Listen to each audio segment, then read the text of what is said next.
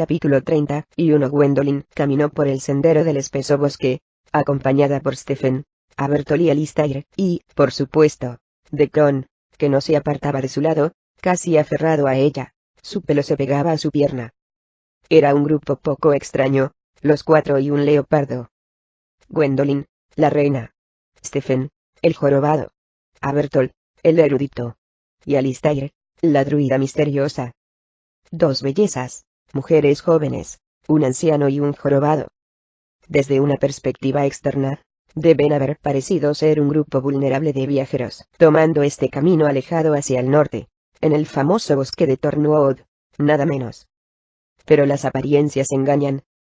Stephen era hábil con el arco. Gwendolyn, criada con la guardia del rey, tenía confianza en sus habilidades de combate, y aunque Abertol era frágil, ella intuía que Alistair tenía un poder oculto que sería por lo menos igual a las habilidades para luchar de Stephen.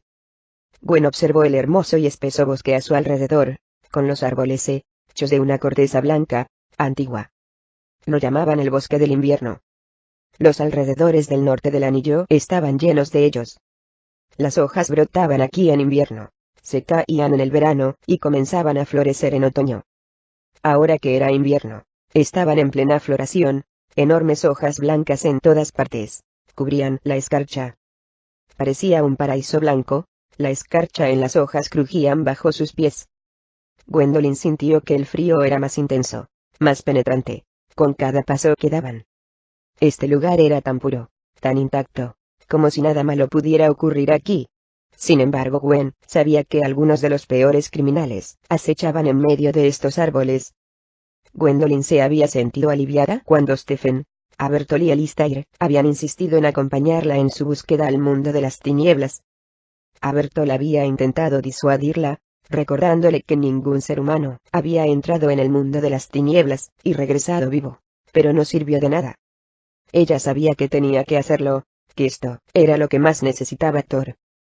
Sentía que Thor no podría haber sido nunca capturado ni podría tener a Micoples a menos que fuera por la magia, y sabía que necesitarían una magia igualmente fuerte para contrarrestarla. Era su forma de ayudar en la batalla. Este era su frente. Gwendolyn también extrañaba desesperadamente a Argon. Se sentía culpable por haber sido castigado por su culpa. Ella quería traerlo de vuelta, costara lo que costara. Ella se dio cuenta, en sus sueños, que él la necesitaba, y ella estaba decidida a ir con él, aunque significara arriesgar su vida. Después de todo, él había arriesgado su vida por ella. Gwendolyn había esperado que Stephen la acompañara, pero se había sorprendido cuando Alistair insistió en ir con ella. Desde que conoció a la futura esposa de Eric, Gwendolyn había sentido una conexión especial con ella. Las dos se habían unido al instante, como si fueran hermanas. De alguna manera, ella era como la hermana que Gwendolyn realmente nunca había tenido, considerando que Luanda casi no había estado ahí para ella. El mundo de las tinieblas es un lugar de magia y almas atrapadas, dijo Abertol, con su vieja voz rasposa, su bastón chasqueando en las hojas congeladas, mientras continuaban caminando por el bosque. Estaba oscureciendo mucho aquí. Gwen ya no sabía si era de día o de noche. Este no es un lugar apropiado para una dama, añadió él. Y ciertamente no para una reina.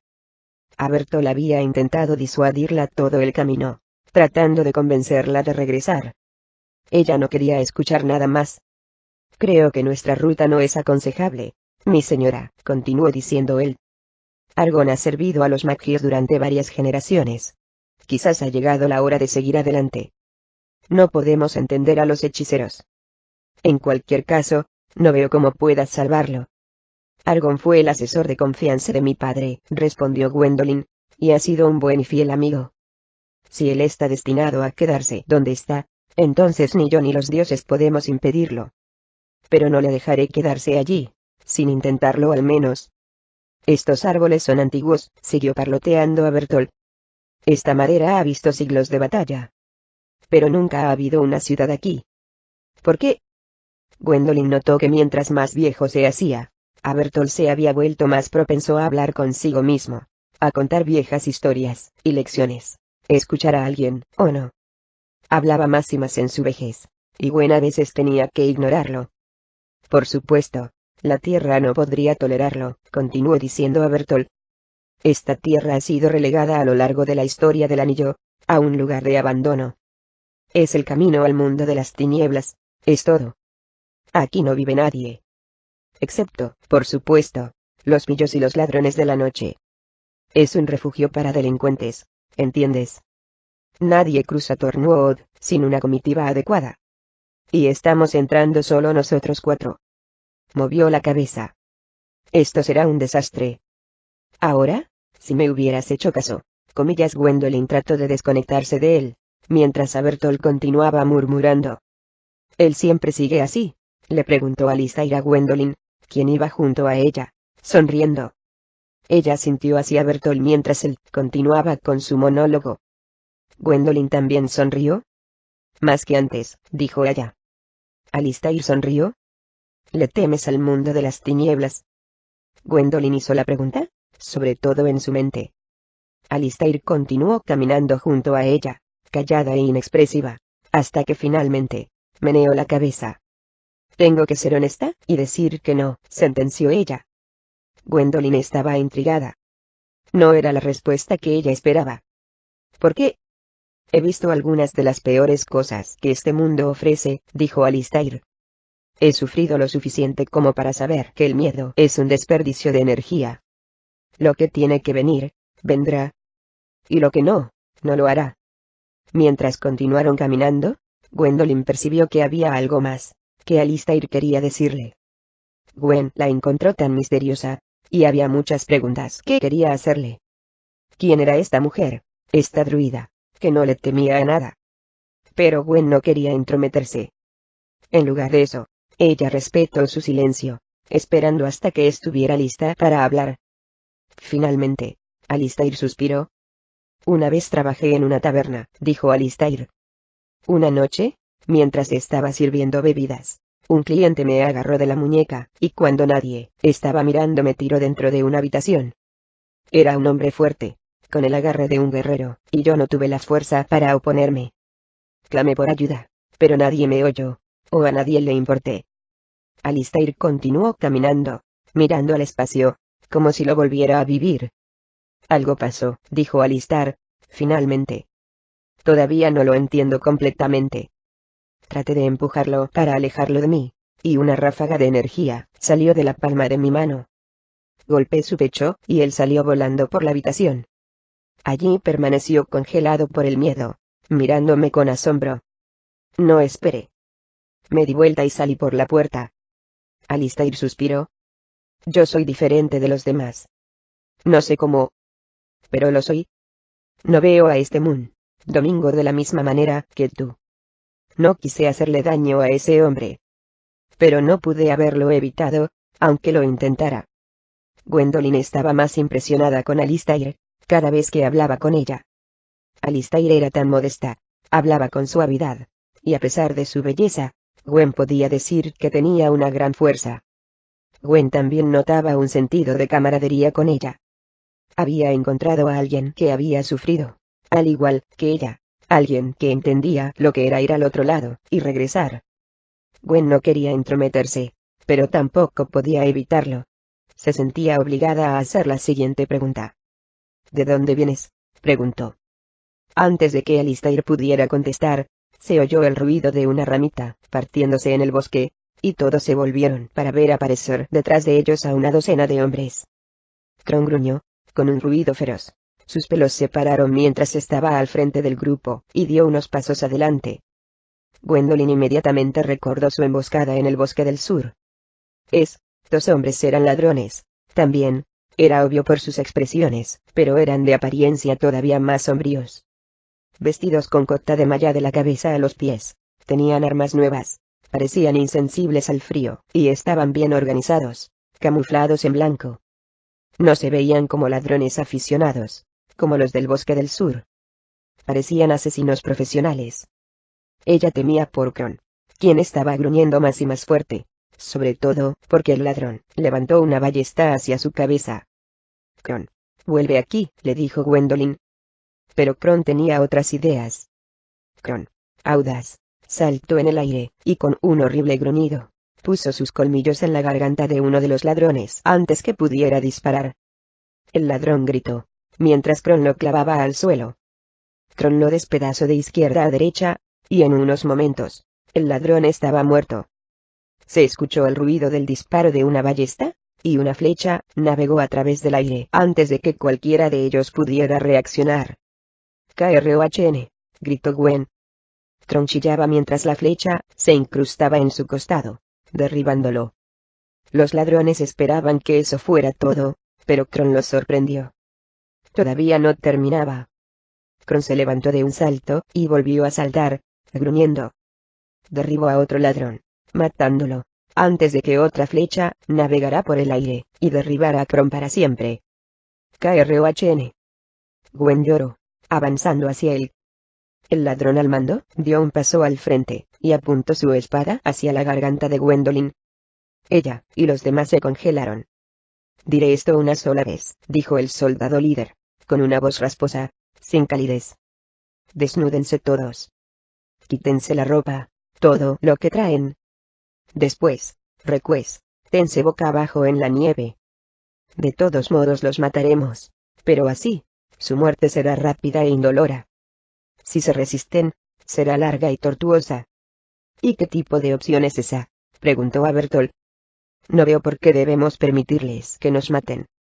El soldado al mando se acercó y abofeteó a Bertolt, quien gritó y tropezó, agarrando su cara. «No lo diré otra vez», dijo él, dando un paso adelante y sosteniendo un cuchillo de talla oblicuo. «Tienen 3 segundos, así que tomen una decisión rápidamente». «Tendrás nuestra decisión ahora, si lo deseas», dijo Gwendolyn. Gwen miró a Stephen, quien entró en acción. Levantó su arco más rápido de lo que ella pudo parpadear, y en pocos momentos disparó 3 flechas, matando a los 3 ladrones en el acto. Gwen sacó una pequeña daga que tenía en la cintura, dio un paso adelante, y apuñaló al ladrón líder en la garganta. Sus ojos se abrieron de par en par por la sorpresa, cuando él agarró la garganta sangrienta y luego se hundió en el suelo, muerto. Pero eso dejaba solamente 4 muertos y 8 ladrones más, decididos. Fueron a atacarlos, con las armas levantadas por lo alto. Gwen se dio cuenta de que no quedaba nada más por hacer para defenderse. Ellos eran demasiados. Se acercaban rápidamente, y ella sabía que iban a morir. Cuando los ladrones estaban a solamente unos metros de distancia, Alistair caminó hacia adelante, ante ellos. Cerró los ojos con calma, y levantó la palma de su mano. Los 8 ladrones de repente se detuvieron en seco, como si golpearan un muro invisible. Corrieron hacia él, sin pensarlo, y dejaron caer sus armas. Luego, una luz azul voló de su mano, golpeando a cada uno de ellos, y enviándolos a volar decenas de metros en el aire, a una velocidad imposible, hasta que cada uno se golpeó en un árbol, y se desplomó en el suelo, muertos. Gwendolyn se volvió y miró a Alistair con asombro, al igual que los demás. Ella nunca había visto algo así en su vida. Entonces, Alistair dio varios pasos adelante, se arrodilló al lado de Kron, quien estaba gimoteando, sangrando, al borde de la muerte y puso sus manos en su herida. Gwen observaba, paralizada, como una luz blanca emanaba de ellas, y cómo sanaban las heridas de Kron ante sus ojos. En unos momentos, Kron se puso de pie. Pestañeó varias veces, como si estuviera confundido. Luego dio un paso adelante, y lamió a Alistair. Gwen no lo podía creer. Kron había revivido. Gwen observó a Alistair detenidamente, con su hermoso cabello rubio y ojos azules, y no pudo evitar preguntarse. ¿Qué secretos se escondía? Capítulo 32. Rhea se galopaba a través de la campiña, flanqueado por O'Connor, Elden, Conven, Indra, Serna y Crow, dirigiéndose todos hacia el este, corriendo en dirección a la espada robada. Rhea se sintió extraño por estar en una misión, por cabalgar a la batalla, y por no tener a Thor a su lado. Estaba decidido a encontrar a su mejor amigo, y liberarlo. Si tuviera opción, cabalgaría con el ejército principal hacia el campamento de Andrónico, ahora mismo. Rhea sabía que tenía que servir al ejército, servir al anillo primero, y sabía que en este momento, lo necesitaban más para rastrear la espada del destino antes de que se fuera, antes de que desactivara el escudo y expusiera a todos sus compatriotas a la muerte. Sabía que eso era lo que Thor querría que hiciera, Su pequeño grupo, 7 en total, galopaba con fuerza, pasando por todos los cadáveres carbonizados del imperio que Micocles había aniquilado a lo largo del camino. La campiña estaba en ruinas, el anillo estaba atrapado en una ola de destrucción en ambas direcciones. Rhys no sabía exactamente dónde estaba la espada en este momento, ninguno de ellos lo sabía, pero era en algún lugar del otro lado de las tierras altas. Habían cruzado las cimas de la serranía horas atrás, y todos se dirigieron hacia la bajada. Era divertido estar aquí, en el lado Unplowed del anillo. Rhys nunca había estado en el lejano oeste, había pasado toda su vida en el lado occidental del anillo, pero había escuchado historias de los Unplowed, y no había tenido ningún deseo de incursionar en este lugar. Cruzar el altiplano era como cruzar una barrera invisible en su mente, y una parte de él ya sentía como si estuviera detrás de una pared, sin salida. La tensión en el aire era grande. Cuando ellos habían llegado a la serranía que habían visto, en el horizonte, 500.000 de los hombres de Andrónico pululaban como hormigas a través de la campiña. Habían hecho una pausa, y sintieron la gravedad de ella. En cierta forma, parecía una misión suicida. Mientras continuaban en el camino, dirigiéndose hacia el este, cuando se acercaron al cuerpo de las tropas, se fueron por un camino más pequeño que los llevaba a través de los espesos bosques. Ya no podían cabalgar por las carreteras principales, con tantos soldados pululando por el lugar. Tendrían que utilizar el sigilo, la velocidad y astucia. Necesitamos saber exactamente a dónde se han llevado la espada, les dijo Rhys a los demás. ¿Y cómo propones que hagamos eso?, preguntó Crow. Tendremos que interrogar a un soldado del imperio, respondió Rhys. No podemos acercarnos a uno y preguntarle, dijo Crow, escéptico. Capturaremos a uno, respondió Rhys.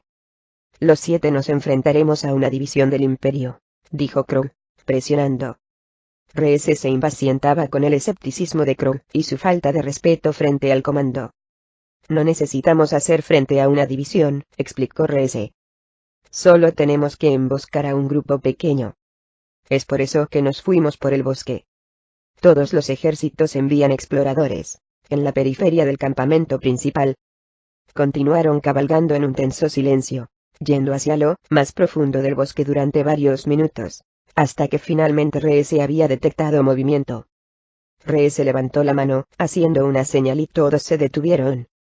Todos estaban sentados en sus caballos, muy quietos, esperando y observando los árboles. Hubo un ruido apagado. Después, el movimiento de ramas, luego alrededor de la curva, apareció una pequeña patrulla de soldados del imperio. Eran 7 exactamente los mismos que el grupo de Rhys, todos eran guerreros endurecidos por su apariencia, usando el negro y el oro del imperio, los cascos intimidantes, las nuevas armas relucientes. Iban en caballos fuertes, y analizaban el bosque cuidadosamente. No sería una emboscada fácil.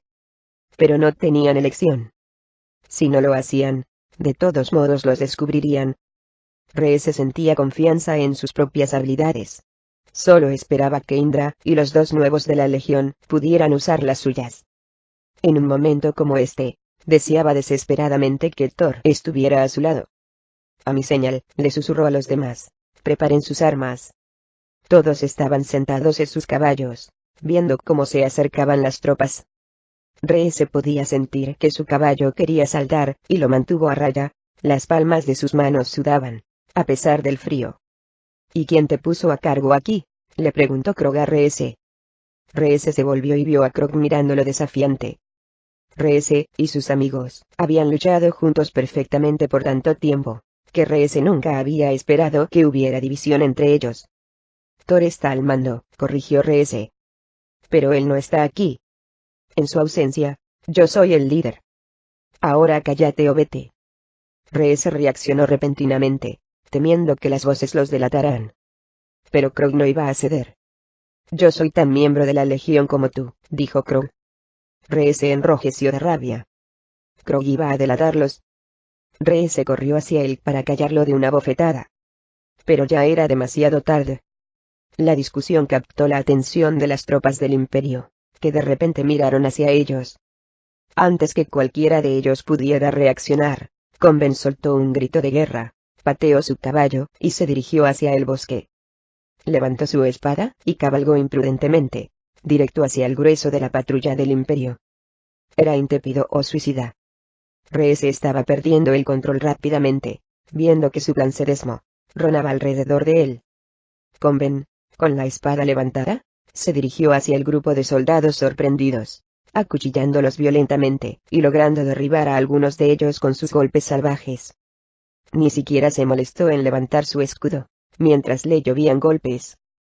Se dirigió al grupo tan rápido, que de alguna manera no lo mataron. Sin embargo, un golpe final, le tiró de su caballo, y él cayó al suelo con un sonido de metal, rodando. Reese ya no podía esperar. ¡Ataquen!, gritó. O'Connor, disciplinado, aguardaba el comando y luego, disparó 2 flechas con una precisión perfecta, matando a 2 soldados, los 2 que Conven había tirado al suelo, matándolos cuando trataban de volver a subir. Quedaban 5 hombres del Imperio, 2 de los cuales iban hacia Conven. Reese iba al mando, corriendo para salvar la vida de Conven, y acuchilló a uno de ellos. Pero el soldado se acercó, bloqueó el golpe, y giró hacia Reese. Reese lo bloqueó con su escudo, y los 2 iban, y venían, envueltos en una feroz batalla. Finalmente, su brazo se estaba cansando. Reese encontró una abertura, dio la vuelta, y aplastó al soldado en un costado de la cabeza con su escudo, derribándolo de su caballo. La vieja lección de Colt volvió a él. Uno no siempre necesita una espada para causar el mayor daño. Elden fue hacia adelante con su lanza, y apuñaló a un soldado en el intestino, pero eso dejó su costado expuesto y otro soldado llevó un hacha hacia su hombro. Indra corrió hacia adelante, gritó, sacó su daga, y apuñaló al soldado en la garganta. A él se le cayó su hacha, justo antes de que golpeara a Elden. Quedaban 3 soldados más del Imperio, y Serna y Krog fueron hacia adelante. Krog iba golpe por golpe con un soldado mientras Serna saltaba de su caballo, derribó a un soldado hasta el suelo y luchó con él. Reese observaba mientras él luchaba mano a mano, derribándolo expertamente con sus codos y puños. Estaba impresionado. Pero Krog levantó su espada para bajarla en el otro soldado del Imperio, y fue derrotado. El soldado del Imperio lo esquivó. Después se acercó y derribó a Krog de su caballo con un codazo. Krog estaba tendido sobre el dorso en el suelo, asustado, y se volvió para ver al soldado del Imperio bajar su espada hacia su garganta. Hubo un sonido metálico, mientras Indra saltaba hacia adelante, y usó su daga para bloquear el golpe del soldado. Después ella se dio vuelta, y acuchilló al soldado en la pierna. El soldado cayó, gritando. Indra frunció el ceño a Krog. ¿Todavía te opones a que una mujer se una al grupo?, preguntó burlonamente. Reese vio que solo quedaba un soldado sobreviviente, el que Indra había herido en una pierna. Yacía en el suelo, gimiendo. Reese corrió sobre él, arrancó su casco, y miró hacia abajo, a su cara del Imperio. Se veía diferente a los hombres del anillo, con su piel oscura y ojos amarillos. Reese se agachó, y lo tomó de su garganta, con el ceño fruncido. ¿A dónde han llevado la espada?, le preguntó presionándolo. El soldado del Imperio le dijo algo en un idioma que no entendía. Reese volteó a ver a Indra. ¿Qué dice?, le preguntó. Indra se acercó, se arrodilló a su lado, y miró hacia abajo, y miró la cara del sol. Habla una lengua del Imperio. Dice que él no entiende tu idioma. Pregúntale, dijo Reese. Indra le habló al soldado en un idioma que no entendía Reese. El soldado la miró y conversaron animadamente. ¿Qué está diciendo?, preguntó Reese finalmente, impaciente. Indra se reclinó, con las manos en las caderas. Sus palabras no tienen ningún sentido, dijo. Él está diciendo algo acerca de que la espada está en una roca, que la roca está siendo llevada a través del mar, que cruzarán un puente, hacia las embarcaciones. Los ojos de Reese se abrieron de par en par. La travesía del este, dijo. Así que es cierto. Están llevando la espada a través del cruce oriental del cañón. Reese se levantó, sabiendo todo lo que necesitaba, listo para ir por la espada. Pero al hacerlo, el soldado le sorprendió al estirar la mano, agarrar su tobillo, y torcerlo, atrapándolo con la guardia baja.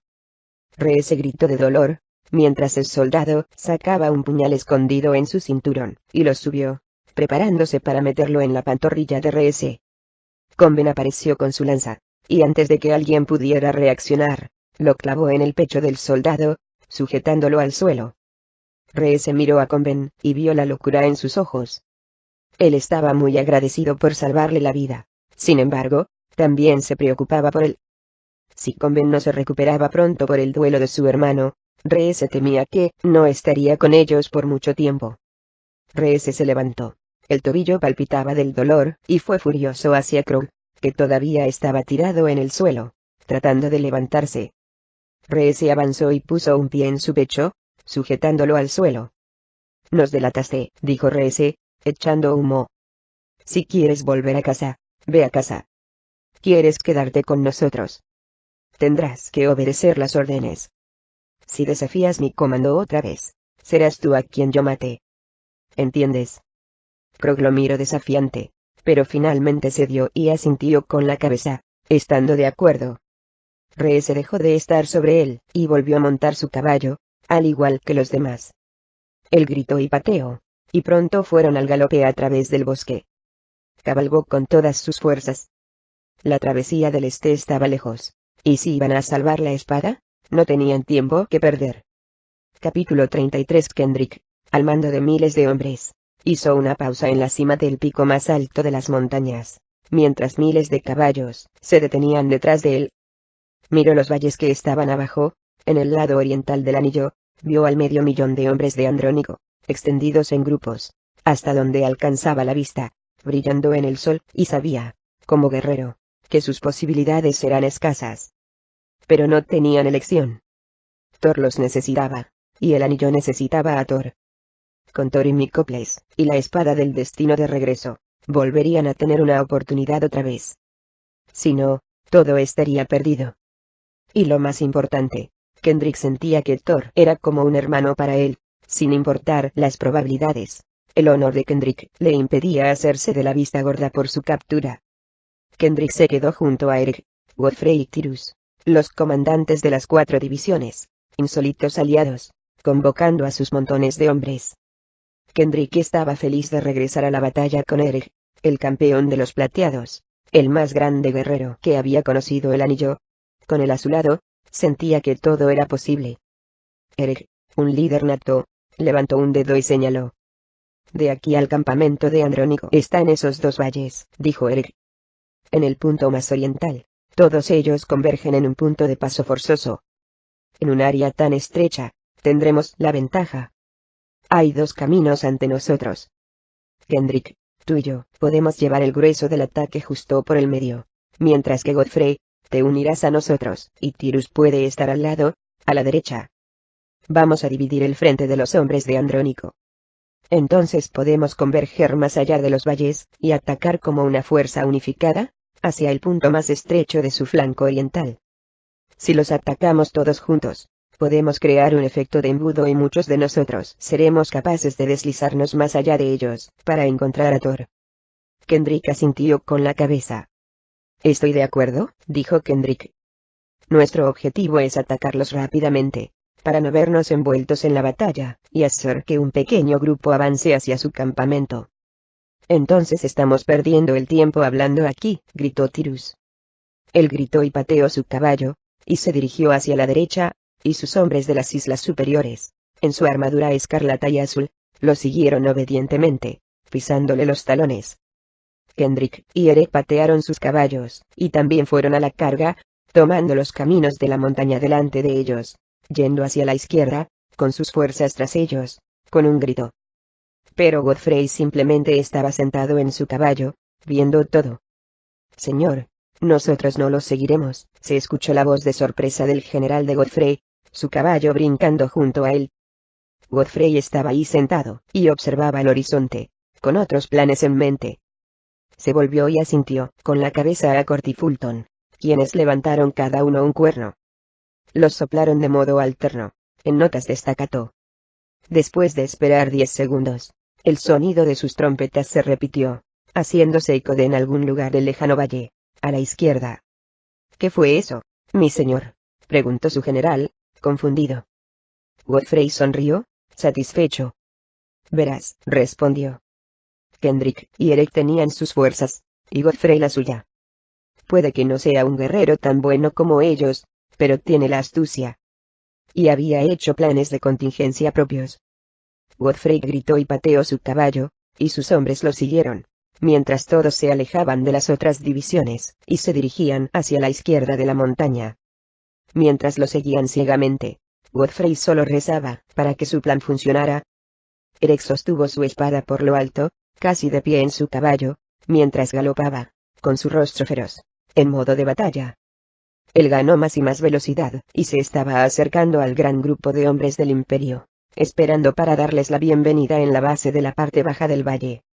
Entre él y Kendrick tenían tal vez a 5.000 hombres a su disposición, todos guerreros fortalecidos, en quienes él confiaría con sus vidas. Pero esperando recibirlos, parecía haber el doble de hombres, feroces guerreros cada uno. Eric seguía, sin inmutarse. También Kendrick, quien cabalgaba valientemente a su lado, llevando su propia división de hombres. Eric se sintió cómodo sabiendo que Kendrick lucharía a muerte, al igual que él estaba dispuesto a hacer. Eric oyó el chirrido de un águila en lo alto, y miró hacia arriba, y vio a Estófeles, dando vueltas. Eric levantó su espada por lo alto y encontró su grito. Eran días como estos, para los que él había nacido. No había nacido solamente para sobrevivir. Había nacido para vivir. Para vivir de verdad. Eric corrió hacia adelante, esperando ser el primero en participar en la batalla, y llevó su espada plateada hacia el soldado líder del Imperio, cortando en dos la espada del soldado, y luego dando vueltas con el mismo movimiento, y acuchillando al soldado a través de su espalda, derribándolo boca abajo de su caballo. El soldado aterrizó en el suelo con un gran sonido metálico de la armadura de plata, siendo la primera víctima del día. La batalla había comenzado. Eric era una máquina de combate unipersonal, lanzándose como un pez en un lago lleno de criaturas de lento movimiento. Desde que Alistair lo había curado, se sentía lleno de energía, más de la que había tenido en su vida, y en lo mejor de su juego de combate. Atacó de izquierda a derecha, yendo golpe por golpe, mientras iba a través de las filas de soldados del Imperio, nunca haciendo una pausa, recibiendo algunos golpes, pero la mayoría de ellos rebotaban inofensivamente de su armadura de plata, simplemente dejándole moretones o arañazos.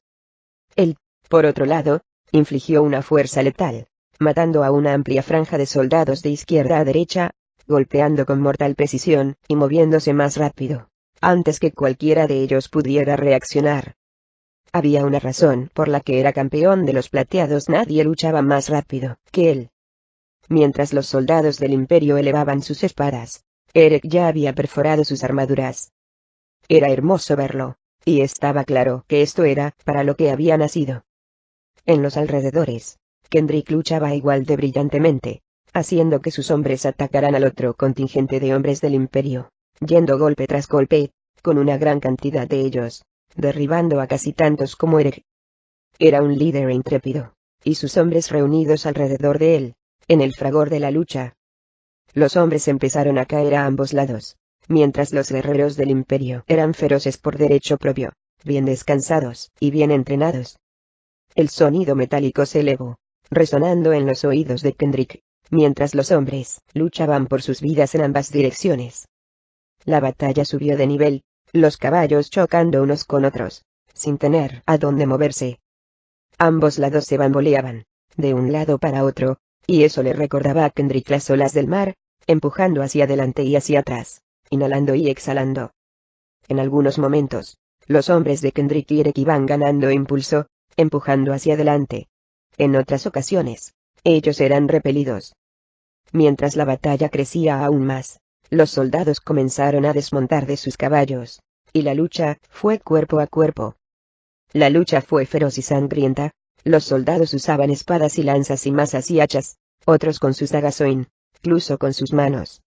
Los gritos de los hombres y de los caballos se elevaron alrededor de él, y el suelo de invierno se hizo más resbaladizo con la sangre de los hombres. Kendrick, incapaz de maniobrar, pronto se encontró derribado de su caballo. A pie, rodeado por las tropas hostiles, levantó su espada y escudo, y enfrentó a un grupo de soldados del Imperio. Un soldado levantó una alabada, y la bajó hacia su cara, y Kendrick la esquivó, apuntando al asta, y cortó la alabada en dos. Entonces embistió al soldado en la cara, con la empuñadura de la espada, derribándolo. Con el mismo movimiento, Kendrick bloqueó el golpe de una espada que iba hacia su hombro. Luego pateó a su atacante en el estómago, derribándolo contra la multitud, donde fue pisoteado por un caballo. Otro soldado fue a la carga con una lanza.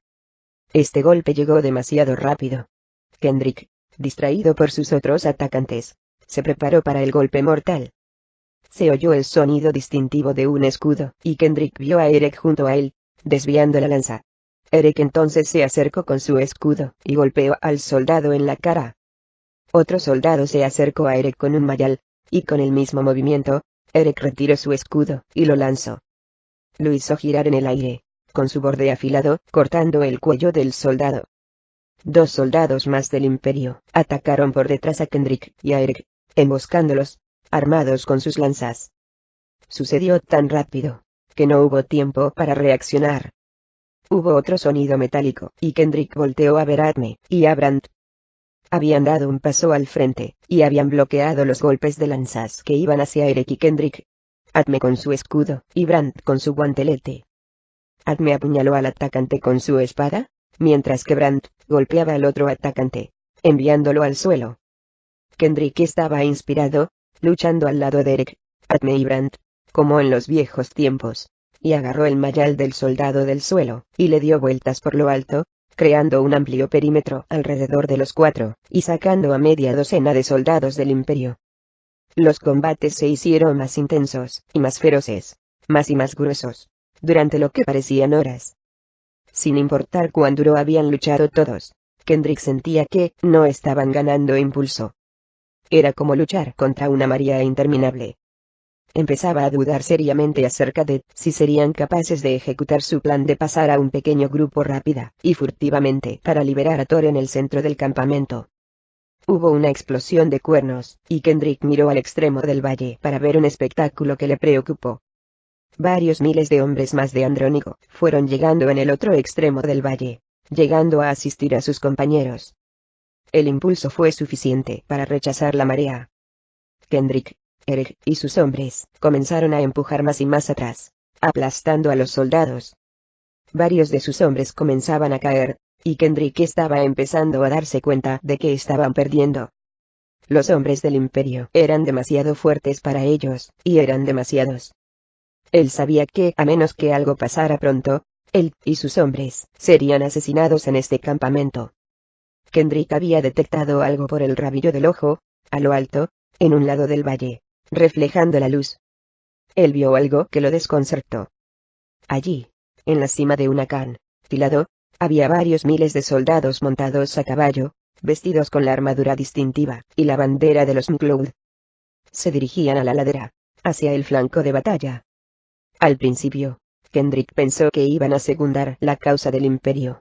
Pero al observar, se dio cuenta de que no se dirigían a ellos, sino contra el Imperio. No atacaban a sus hombres, sino que les ayudaban. La nueva fuerza de combate abrió un segundo frente, causando una gran confusión arriba y abajo de las filas del Imperio. Era exactamente lo que necesitaba Kendrick. Pero no pudo entender lo que estaba sucediendo. ¿Por qué querrían los McLeod, sus enemigos declarados, ayudarles? Mientras Kendrick miraba con detenimiento, vio, impactado, quién los dirigía, y todo tuvo sentido. Bronson. Bronson iba al frente, ante los miles de soldados de McLeod, y se dirigían con todas sus fuerzas hacia el Imperio. Llegaron como una tormenta eléctrica, usando su impulso cuesta abajo para crear una ola de destrucción. Se impactaron con un choque tan fuerte como el trueno. En momentos, comenzaron a cortar una ruta a través de las fuerzas del Imperio aterrorizadas y confusas. En pánico, muchos hombres del Imperio empezaron a girar y huir, pisoteándose entre ellos. Eric y Kendrick aprovecharon el momento, redoblando sus esfuerzos, y comenzaron a ganar nuevo impulso. Los soldados del Imperio se alinearon en todas direcciones, mientras les hacían retroceder más y más lejos. Pronto, los hombres del Imperio estaban dando vuelta, y corriendo, y los McGill los hacían retroceder fuera del valle. Por último, con una gran ovación, los hombres de Eric y de Kendrick se reunieron con los de Bronson en el extremo del valle. El valle ahora les pertenecía. Habían ganado. Kendrick se acercó a Bronson, que estaba allí parado, respirando con dificultad, cubierto de sangre, sonriendo. Te dije que soy un McGill, dijo Bronson. Kendrick y Eric sacudieron la cabeza. Nos equivocamos contigo, dijo Kendrick. Has salvado a nuestras fuerzas aquí, en este día, dijo Eric. Bronson mostró una amplia sonrisa. El día no ha terminado, contestó él, y no sé ustedes, pero no voy a parar hasta llevar al imperio de regreso al mar. Godfrey cabalgó con sus hombres hacia el costado del valle, lejos de la batalla principal, a Court y Fulton por su lado, y varios miles de hombres detrás de ellos. Godfrey mantuvo en la mira al enorme grupo de soldados del imperio delante de ellos, mientras galopaban hacia adelante, sin temor. Los soldados delante de ellos, los superaban en número, en por lo menos 5-1. Una enorme división del imperio esperaba para enfrentarlos. Mi señor. El general de Godfrey, quien iba atrás, se acercó cabalgando rápidamente, con terror en su voz. ¿A dónde nos está conduciendo? Nos superan en número, y vamos a una muerte instantánea. Su valentía roza lo descabellado. Debemos dar la vuelta, regresar y unirnos a los demás. Seguramente, no esperan que nosotros nos enfrentemos con tantos hombres aquí. Su plan, sea lo que sea, ha salido mal. Cabalgamos a nuestras muertes. Debemos regresar. Estoy a favor de la caballería, pero esto es un suicidio. Pero Godfrey solo esbozó una amplia sonrisa mientras cabalgaba, nunca disminuyendo el paso. Es curioso. Yo estoy a favor de la caballerosidad, dijo Godfrey, pero prefiero un tipo diferente de caballerosidad. Mi señor, no entiendo, su general insistió. Es un líder tan imprudente que conduciría a todos estos hombres a la muerte. A veces los líderes necesitan ser imprudentes, ¿no?, preguntó Godfrey con una sonrisa. Entonces se volvió, pateó su caballo, y cabalgó aún más rápido. Godfrey cabalgó y cabalgó, rezando y esperando que su plan funcionara. Por supuesto, su general tenía razón. Eran superados ampliamente en número. Había más hombres frente a ellos de lo que Kendrick había soñado. Era una enorme división de los hombres del imperio. Y en una batalla convencional, todos morirían. Pero Godfrey, por primera vez en su vida, tenía miedo. Sabía que él podría burlar la espada, y confiaba en su astucia para salvar el día. Esta sería su prueba suprema. Mientras ellos se acercaban, a escasos 45 metros de distancia, Godfrey levantó la mano y disminuyó el paso a un trote. Court y Fulton soplaron sus cuernos, y agitaron la bandera, para que todos se detuvieran.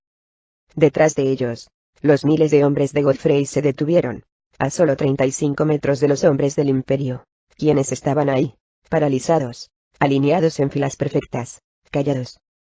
¿Por qué paramos, mi señor?, preguntó su general, con la voz temblando de miedo.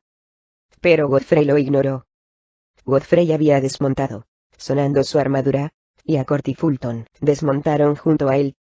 Los tres, con su armadura y espuelas tañendo, caminaron la brecha entre ellos, llevando cada uno sus caballos por las riendas, y los soldados del imperio también estaban ahí sentados, en sus caballos, inmóviles.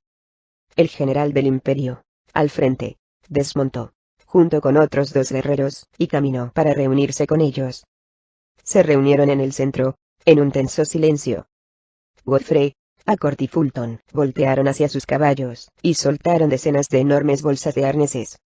Las tiraron a los pies del comandante del imperio, aterrizando con un sonido metálico que cualquier soldado en cualquier lugar del mundo reconocería. Era el sonido del oro. El general del imperio se agachó, levantó una bolsa, la abrió y metió la mano, y sacó una moneda de oro. La examinó, y finalmente asintió, satisfecho.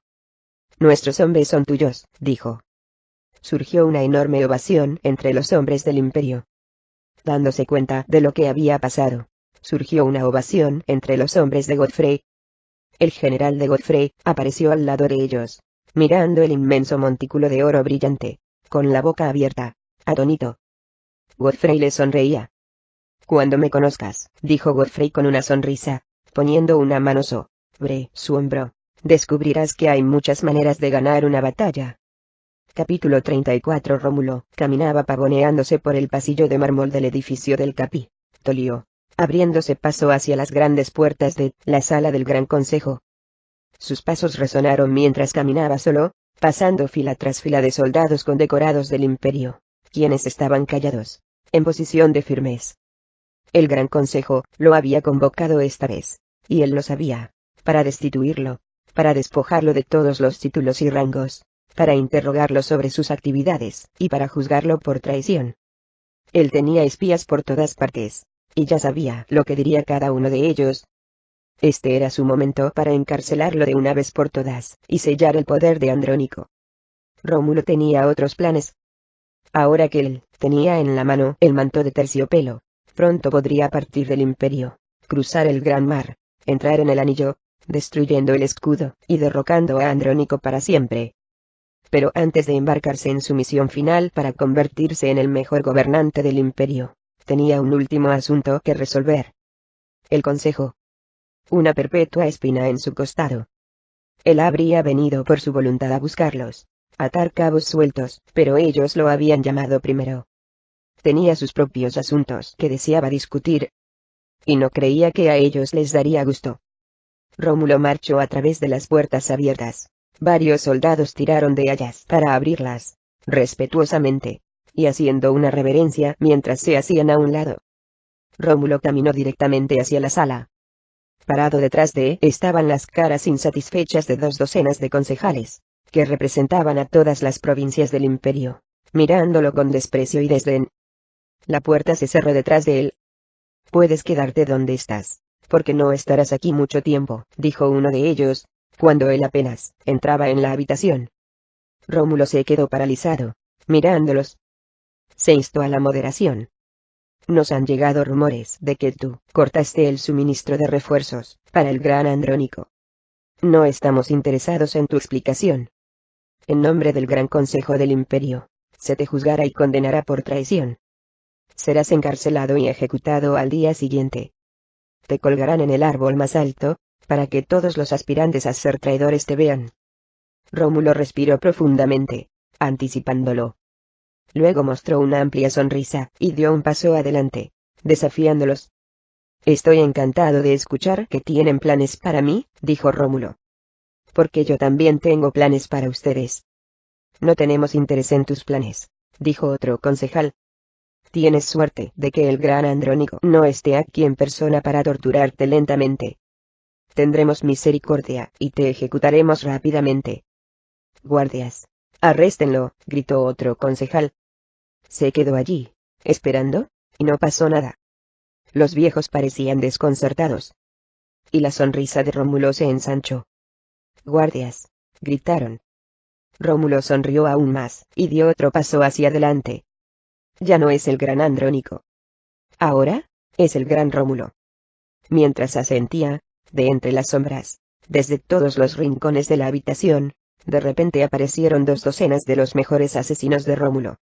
Se abalanzaron en silencio, con las espadas cortas en lo alto. Los concejales apenas tuvieron tiempo para reaccionar, para ver de frente a la muerte. Los hombres de Rómulo bajaron como una plaga repentina, y apuñalaron y mutilaron a muerte a todos y cada uno de ellos. Sus gritos llenaron la habitación, los gritos patéticos de estos viejos patéticos, mientras todos ellos se desplomaron sobre la misma mesa donde habían intentado emitir un juicio sobre Rómulo. Rómulo estaba ahí parado, viendo todo, con sus manos a un costado, respirando como si fuera aire fresco. Cuando sus hombres terminaron, todos volvieron a tomar la posición de firmes, esperando sus órdenes. Era una vista hermosa. No quedaba nadie que se le opusiera al Imperio ahora. Él respiró hondo, sintiendo que su poder aumentaba. Finalmente, no había más obstáculos. Solo quedaba un hombre en su camino, y pronto encontraría la ira del gran Rómulo.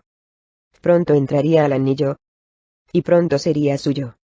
Capítulo 35. Rhys se galopaba junto a Conven, O'Connor, Elden, Indra, Serna y Crow, los 7 corriendo por estrechos senderos, subiendo y bajando colinas mientras se dirigían al espeso bosque, fuera de la vista del ejército principal de Andrónico. Rhys sabía que debían evitar la mayor parte de los hombres de Andrónico para tener alguna oportunidad de llegar con seguridad, y antes de que fuera demasiado tarde. Cabalgaron y cabalgaron, rasguñados por ramas, evitando las planicies abiertas y praderas que les pudieran delatar. Iban cortando a través del territorio de los McLeod, tomando un atajo enorme, y habían estado cabalgando durante horas. Finalmente, salieron del bosque, encontrándose en un campo abierto rocoso, con la vista al cañón en el horizonte. El corazón de Reese se aceleró de emoción. Lo habían logrado. Reese podía oler el aire del mar. El mar estaba a kilómetros más allá del cañón. Mientras cabalgaba, Elden se dirigió a su lado. Señaló. Allí está, gritó Elden. La travesía. Reese vio que él tenía razón. Allí, en el horizonte, en medio de los remolinos de brumas, estaba la travesía del este, el enorme puente colgante sobre el cañón, brillando en el sol. Permitía que los viajeros salieran en el lado oriental, y el cruce, alguna vez tripulada por los hombres de McLeod, ahora estaba vacío. Por supuesto que sí. Todos los hombres de McLeod estaban ahora al servicio de Andrónico, y con el escudo activado otra vez. No había necesidad de que Andrónico tuviera el cruce vigilado. Nadie podría entrar, así que no quedaba nadie de quien defenderse. Reese buscó desesperadamente alguna señal de la comitiva del Imperio que había tomado la espada. Allí están, gritó Connor, señalando. Reese entrecerró los ojos contra el sol y vio a la comitiva de unas 2 docenas de guerreros del Imperio, marchando bajo la carga de una enorme roca, llevándola lentamente hacia el puente. Acababan de poner un pie en él. Reese pateó su caballo y gritó, duplicando sus esfuerzos. Andando, gritó. Los habían atrapado a tiempo, pero seguiría estando cerca. Si cruzaban al otro lado, el escudo se desactivaría para siempre. De cualquier forma, tenían todas las de perder. Cabalgaron y cabalgaron. El frío viento golpeaba la cara de Reese, galopando hasta quedar sin aliento. Junto a él, sus hermanos de la Legión hicieron lo mismo, todos ellos sintiendo la urgencia de su misión.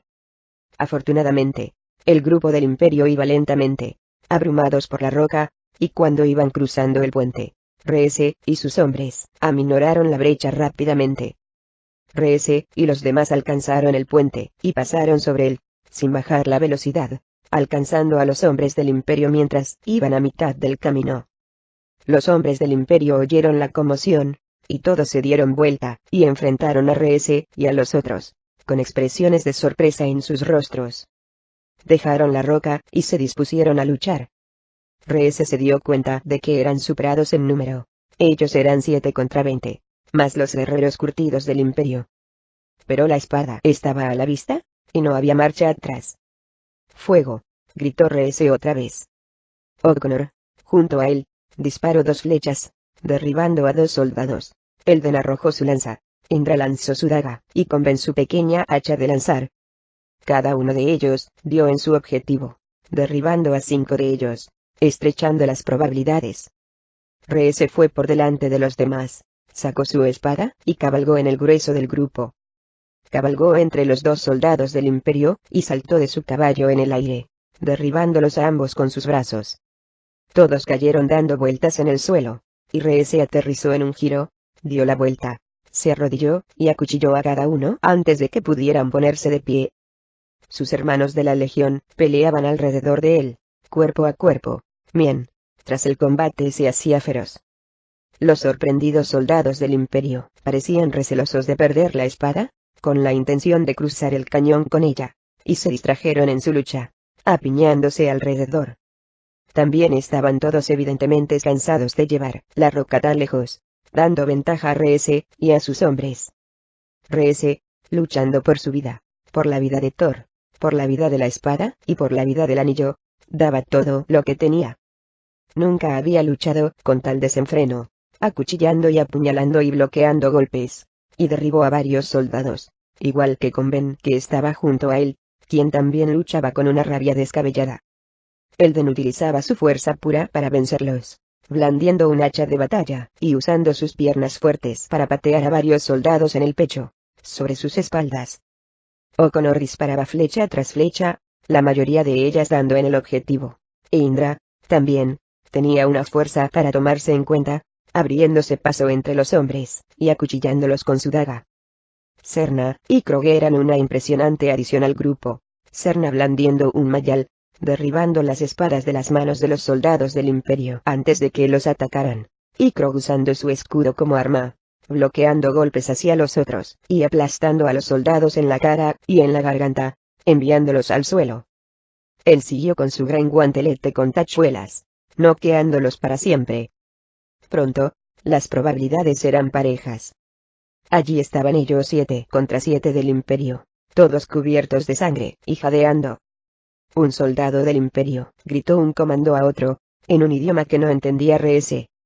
Estaba mirando la espada y gesticulando salvajemente. Fue entonces cuando Reese se dio cuenta. Él estaba ordenando a sus compañeros destruir la espada. Los ojos de Reese se abrieron de par en par mientras observaba a 3 de los más grandes soldados del Imperio, izando la roca del piso con todas sus fuerzas, mientras los otros 4 los rodeaban, como un muro para defenderlos. Reese y los demás lucharon cuerpo a cuerpo con los 4 soldados, tratando de cortar su camino hacia los 3 soldados que llevaban la espada hacia el borde del puente. Fueron golpe por golpe, sonido metálico tras sonido metálico, pero no fue fácil. Estos 4 soldados que quedaban eran mejor que los otros, y más decididos. Ellos estaban perdiendo un tiempo valioso. Conven se fue directamente a la carga, y se lanzó al soldado al mando, derribándolo al suelo. Fue un movimiento que nadie esperaba, y resultó ser la marea a su favor. Mientras que los otros soldados del Imperio se distraían, tratando de alejar a Conven, Reese y los otros atacaron intempidamente. Los 7 lucharon al unísono, abrumando a los 4 soldados del Imperio y matándolos en el acto. Reese, arrodillado sobre un soldado que acababa de matar, miró la piedra que estaba a unos centímetros del borde. Los 3 soldados del Imperio la estaban levantando más y más alto, preparándose para arrojarla por la barandilla hacia el precipicio. Ya la tenían en el borde de la piedra del pasamanos, balanceándose, a punto de ser empujada. En momentos la espada se perdería para siempre. Él no podía permitir que eso ocurriera. No, gritó Reese. Reese fue hacia adelante, los otros le siguieron, levantó su espada y atacaron a los 4 soldados. Ellos se dieron vuelta y levantaron sus espadas, pero era demasiado tarde. Reese hábilmente mató a 2 de ellos, y antes de que los demás pudieran plantear una defensa, Elden, con su hacha y Conven, blandiendo una lanza corta, se acercaron y los remataron. Los hombres del Imperio estaban todos muertos, pero no había tiempo para que Reese y los otros descansaran. La roca se balanceaba sobre el borde, la espada se balanceaba en ambos sentidos. Reese y los demás corrieron hacia adelante, y entre todos sujetaron la roca. Era muy pesada, muy precaria, y ya se estaba inclinando sobre el borde. La sujetaron con todas sus fuerzas, sus nudillos se pusieron blancos, la roca empezó a deslizarse sobre el borde. Reese agarró la empuñadura de la espada, mientras que los demás sujetaban la roca. El tiro de ella con todas sus fuerzas, jaló tan fuerte que sintió que los músculos de su espalda y estómago se desgarraban. Todos los demás jalaron con la misma fuerza, el cielo se llenó de los sonidos de sus gritos. Incluso Elden, con todas sus fuerzas, aferrándose con las 2 manos, gimió. Pero sus manos se resbalaban con la sangre de los hombres, y estaban más que agotados. Con la fuerza que les quedaba, jalaron, pero sin importar la fuerza que aplicaran, la roca seguía hundiéndose más y más abajo. Finalmente, después de un último esfuerzo desesperado, Reese vio, horrorizado, como la empuñadura de la espada se resbalaba de sus manos, y como la roca se deslizaba de las manos de todos. «No», gritó Reese. Él miró hacia abajo, y vio, con los ojos bien abiertos, como si fuera una pesadilla, como la roca, con la espada aún alojada en ella, caía sobre el borde del puente del cañón. Giró y giró, cayendo en picado hacia la niebla, al cañón sin fondo. Reese sintió que toda su vida se derrumbaba, que toda esperanza estaba perdida, mientras veía que todo lo que le importaba en el mundo caía ante sus ojos, la espada iba al vacío, se perdía para siempre. El anillo, lo sabía, estaba acabado.